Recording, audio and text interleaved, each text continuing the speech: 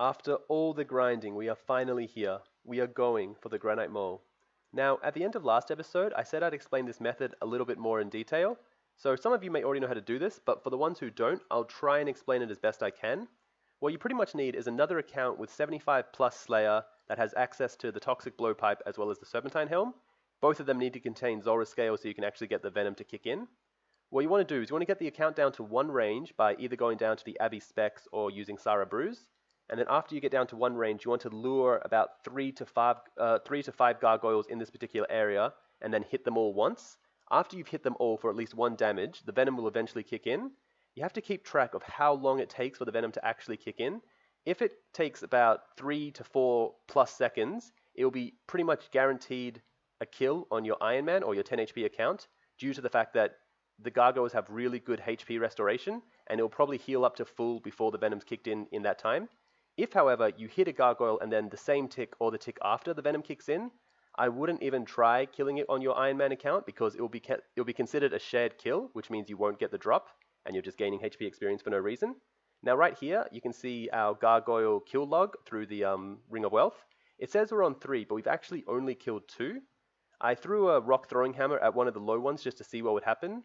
And the only thing that happened is it added a kill log to my Ring of Wealth, but didn't actually give me the drop. So my Ring of Wealth log will always be a little bit skewed, and we'll have to try and keep track as we go along to see how long it takes us to get the granite mole if we do get it. Now, right here, you can see I'm actually using a different bow. I got this bow from a hard clue a long time ago. I just totally forgot about it. It's the magic comp bow, and it's actually a really good bow. It's got the same special attack as the magic long bow, but it's a little bit faster. Now, in this clip, I'm doing a few things wrong, which hopefully I can get back to.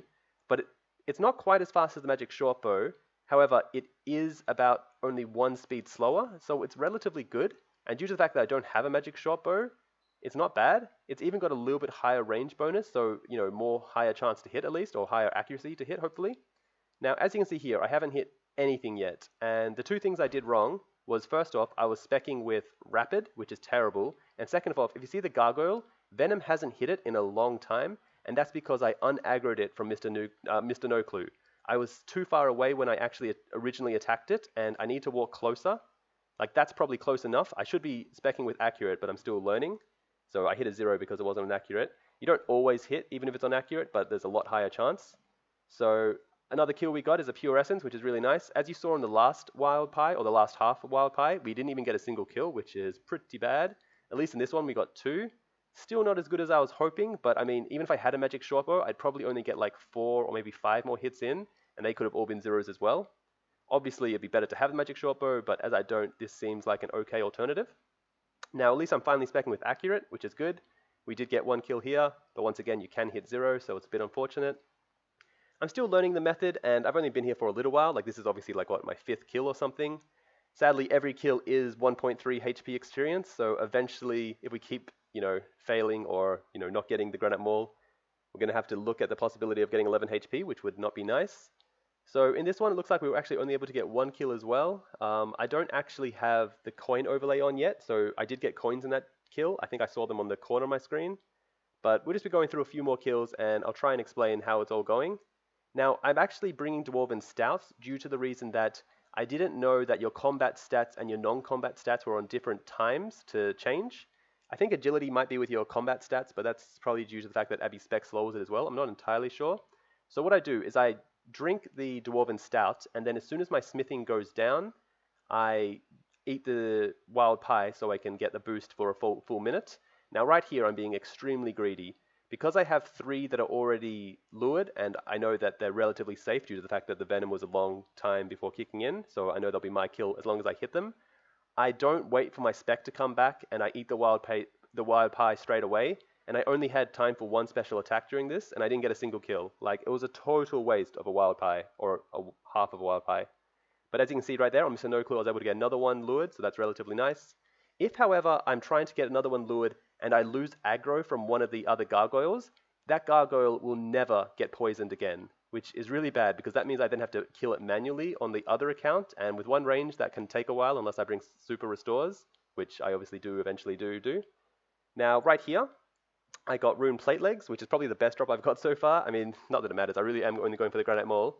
I think it's an uncommon drop, and the Granite Maul's a rare drop, which is like 1 in 256. I'd really prefer to get it before that because that will definitely be more than 11 HP. So we're doing a little bit better this time. We've got, I guess, the method a little bit better, but it's relatively tedious. It's the same thing over and over again. Now, I bring curses or the curses spells just so I can get aggro to the Abbey Specs when I go downstairs. I don't obviously want to attack them in case I accidentally hit them as well. So if I can get them to aggro onto me, they can lower my stats and then I can come back up straight away. Now, right here, I'm doing, pretty well, as in the fact that I hit both of them, and I could probably get a few more kills, but I keep walking back and forth and I die. It's not very good. The reason I'm walking back and forth, though, is because I'm trying to make sure as soon as I hit something, I don't hit it again in case I accidentally hit another one, so I don't gain 2 HP experience. I'm playing it a bit dumb, though. I should literally just be clicking on my feet so I don't move. The walking back and forth actually got me killed because I got it hidden behind a corner and then I clicked on it again and I just ran around the corner. So not entirely smart, but I'm still learning. I've only been here for like less than a day anyway, so still learning how it works. It's all pretty, the same thing over and over again. Now, preparation time. I'd say it takes about 3 minutes to get the gargoyles fully prepped. Sometimes, however, if the venom is unlucky, like it kicks in on the same tick, or I unaggro one of them, it can take up to about 5 minutes to get the gargoyle set up. So obviously it does take a long time, but obviously this is the main objective for this entire account, that I'm willing to grind it out. So here we go again. We're just getting our stats lowered again through the Abbey Specs. We hit it there, which was really kind of weird because you saw a 0, right? Even though it did give me the HP experience and I did get the drop counted in my name, even though I hit a 0, the game must have just registered that it was my kill. So that's kind of lucky, something I learned throughout all this. And then sadly I die. It's kind of unfortunate because I think I know who it was. I'm not going to say because I'm not 100% sure. But it's really unfortunate because I don't have any more magic short bows or magic comp bows, and I really don't want to go back to the magic long bow / U short bow because that didn't seem very effective. Now I really wish I recorded my other screen because this guy was so mean. I was pretty much like, hey, if you don't loot my stuff, I'll give you a mil, because I really wanted to get my magic comp bow back. And what he did was he picked up my stuff and then dropped it around me, because you can see it instantaneously appear in PvP worlds. And then he was like, there you go, and tallied away, which was not very nice, because it's worth like, I don't know, maybe 20k. But this is going to have to put me on a detour now, because I need to get a bow back, which could take a while, because if you actually think about it, I've been trying to get a magic short bow for like the last 10 episodes or so. Like as soon as I could complete hard clues, I've been trying to get this damn weapon. So I could either get my fletching up, which would take a long time, or I could try my luck at hard clues again. I do know that there is going to be some other things I need to do on this account, like get my combat stats up. And the best way to get combat stats up is through the gangs. And gangs actually do drop hard clues. So I thought, all right, I'll take a break from the Granite Maul hunting, and I can come back to it later. What I'll do is I'll start getting my combat stats up, because now that I don't need to do Wieldy Slayer anymore, it doesn't really matter how high combat I get. I mainly didn't want to get them up early due to the fact that it would get me higher combat, and then I would be, have more people to try and kill me. So here I am trying to get the book to tally to Korend. It's a really useful teleport, which will help me a lot through gangs, because there's so many different locations that it's good if I can find as many tellies to Zaya as I can. And I've already got the magic level required to use it, so that's really, really nice. I think currently the only teleport I actually have to Zaya is the Tithe minigame one, and that's not very reliable because I can only use it once every 20 minutes, and I definitely need to get a Zaya more than that. Now here we are getting our Shazazian favor up. I mean, it was relatively quick. I only had to get 40%, and I just did it by healing the soldiers. Now with the gangs, they actually have a few drops which are really nice for this account. The main two being the Cosmic Runes and the Planks. I can't actually get Cosmic Runes very easily on this account because I've never unlocked Lost City, and I eventually want to use the Planks to actually get our construction up to 67 so I can make the stamina pool. I think I've had the stamina pots in my bank for like over 10 episodes now, and they're just sitting there, so I would have really liked to get my construction up, as soon as I can. Now here we are handing in our very first intelligences, or whatever they're called. Looks like I'm going the wrong way, but they're really good. They give like extra experience for skills over level 50, I think. I'm not entirely sure, but either way, I'll eventually need to get 50 attack through this method as well. I can actually do some of the other quests that I haven't done yet, like Death Plateau, and I know that does give some attack experience. So I'll eventually figure it all out and get it perfect when I've actually got the Granite Maul. Now here we are, we're getting 1.2k strength experience per book. Really, really nice. I forgot what level my strength is at the moment, but it looks like we're about to level up. So 59, that's pretty good. I mean, I think that's probably our first strength level in ages. I can't remember last training it. Now this is us actually doing the gangs. It looks like we just got 100% in the Shazazian favor, but more importantly, we got our very first hard clue.